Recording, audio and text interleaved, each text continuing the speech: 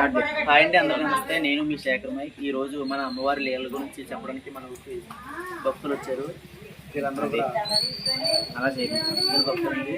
వీళ్ళకి గతంలో వీళ్ళ రిలేటివ్స్ ద్వారా రావడం జరిగింది. మీరు ఎలా వచ్చారండి? ఎలా తెలుసు అమ్మవారు మీకు ఎలా తెలుసు? తర్వాత వాళ్ళు చెప్తే చెప్పారు. పెట్టాం 7 years గ్యాప్లో మనం పిల్లల కోసం చాలా ట్రై చేస్తాం. ఇక్కడికి వచ్చి ముడుపు కట్టమని చెప్తే మీరు అమ్మవారికి మొక్కుకొని ముడుపు కట్టారు. కట్టిన తర్వాత 7 years తర్వాత బాబు తర్వాత ఇక్కడికి వచ్చాక ఒక ఆవిడ కట్టమన్నారు. మామూలుగా కట్టాం. నెక్స్ట్ ఇయర్ మళ్ళీ అక్టోబర్కి ఇచ్చి అమ్మవారు మీకు బేబీ ఇచ్చింది. పాప కావాలనుకున్నారు. అమ్మవారు సంతోషంతో మీకు బేబీని ఇచ్చింది. అప్పటి నుంచి క్రమం తప్పకుండా ప్రతి సంవత్సరం కూడా అమ్మవారికి దర్శనం చేసుకోవడం రీజన్ కూడా చెన్నైలో ఉన్నాను.